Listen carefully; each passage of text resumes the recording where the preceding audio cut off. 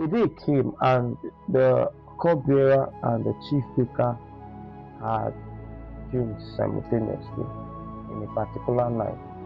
And then they did not know the meaning of those dreams. So they were troubled, and then they met Joseph and they began to confide in him.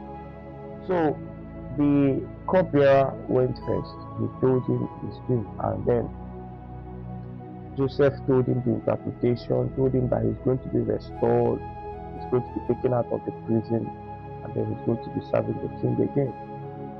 Right? So when the chief baker saw that the verdict was favorable and all of that, he was like, okay, let me also tell Joseph my dream. Then he told Joseph the dream, and Joseph told him the interpretation, but unfortunately for him, part of the interpretation, it was supposed to be both of them, those things were supposed to happen in the next 2 days, and part of the interpretation was that his head was going to be cut off. And so these things eventually happened. And then when the baker got to the king's palace, and then when the 3 days reached, the baker's head was cut off, and then the cupbearer was restored. The day came when Pharaoh had a dream, and then he was confused about what the dream meant.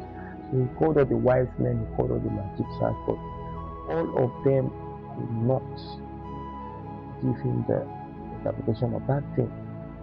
So that was when the cupbearer now remembered Joseph, because before then he hadn't remembered Joseph.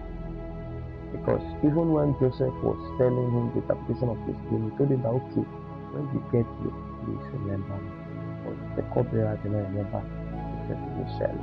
So when this problem arose, he told the king that, oh, I knew somebody in the prison there that gave me the accurate interpretation of my dream. I think that he can also give you an interpretation of this dream. Right? So the king called Joseph. And then Joseph, he said that, oh, that it is God that gives the interpretation. He first acknowledged God, and then after the king had told him the dream, interpreted it. So the dream was, it needed action points, right? The interpretation of the dream needed action points, because it was talking about 7 years of plenty and 7 years of famine. So it talked about